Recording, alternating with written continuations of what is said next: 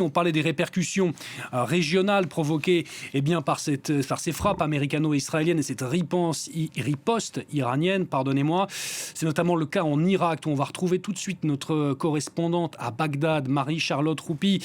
Bonjour Marie-Charlotte, on parlait justement de ces répercussions et il y en a eu notamment avec des frappes qui ont touché l'Irak.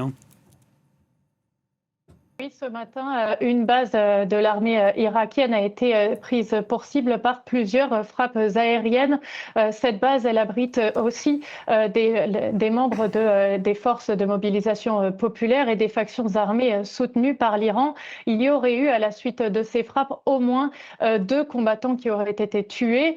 Et cette première frappe sur le territoire irakien inquiète fondamentalement parce que depuis le début de cette nouvelle escalade entre l'Iran et les États-Unis en Irak, on craint d'être entraîné dans un nouveau conflit. Il y a eu aussi depuis plusieurs heures des frappes dans le nord de l'Irak, au Kurdistan irakien, dans la ville d'Erbil. Plusieurs missiles et des drones ont pris pour cible vraisemblablement les positions américaines dans la ville du Kurdistan irakien. On a vu plusieurs vidéos relayées, notamment le système de défense antiaérien américain se déclencher pour détruire ces drones. Pour l'instant, le bilan de ces attaques n'a pas encore été communiqué, mais ces premières frappes inquiètent véritablement en Irak parce que le pays avait réussi à rester plus ou moins en dehors des conflits jusqu'ici. Lors de la guerre des 12 jours, le pays était resté assez éloigné des combats,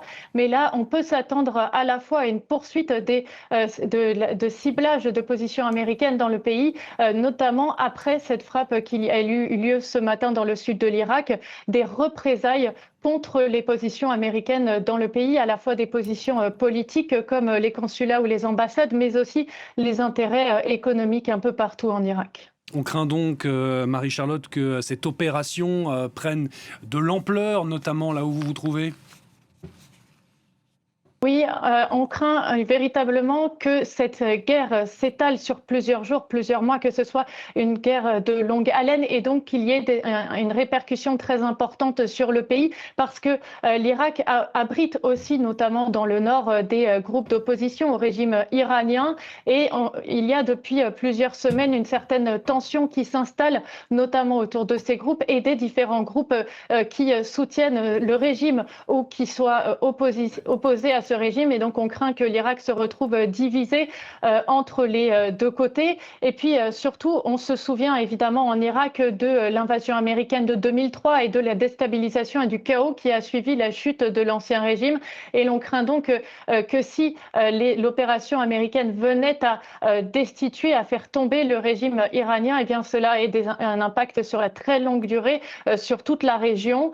Il y a déjà, en tout cas, ça c'est pour une projection à très long terme, mais à moyen terme, en tout cas, il y a déjà des mesures de précaution qui ont été prises, notamment au Kurdistan irakien, où les écoles et les universités ont été fermées pour 4 jours en prévision d'une possible poursuite des attaques aériennes dans le pays. Merci beaucoup Marie-Charlotte pour toutes vos explications. Marie-Charlotte Roupi, la correspondante de France 24 à Bagdad. Donc